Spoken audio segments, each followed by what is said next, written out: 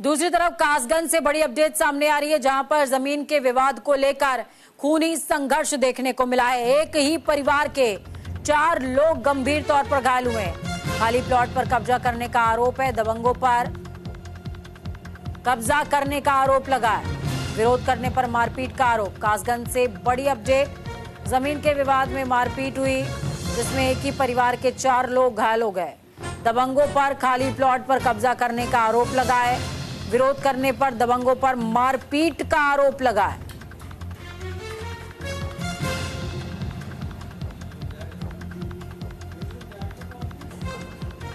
मामला यह था, हमारी जमीन का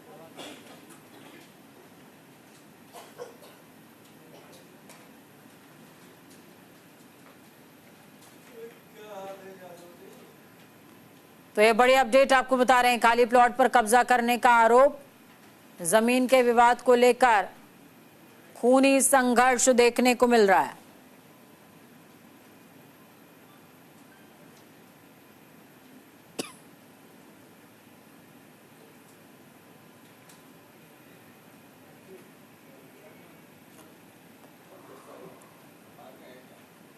हमारी ज़मीन का विवाद चल रहा है, तो हमने उनसे पूरा लगा रहे थे। हमने उनसे मना करा था कि यहाँ पूरा मत लगाएं।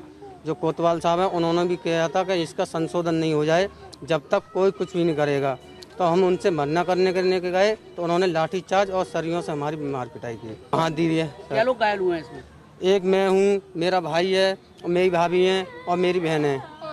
जब विवाद था आबादी पर जगह पर, उसमें हमने कहा था कि इस जगह पे पूरा ना लगाएं, तो उन्होंने नहीं माना। तो हम पे लाठी चार्ज और उन्होंने पे फरिया थी, लाठी थी, पप्पू पे तमंचा था, जगदीश वो जयपाल पर राइफल थी, पुलिस पे गई थी। परसों दरोगाजी साहब गए थे, दरोगाजी साहब ने कहा था कि भाई पप्पू यहाँ पर पूरा मत लगाना जब तक संशोधन नहीं हो जाए।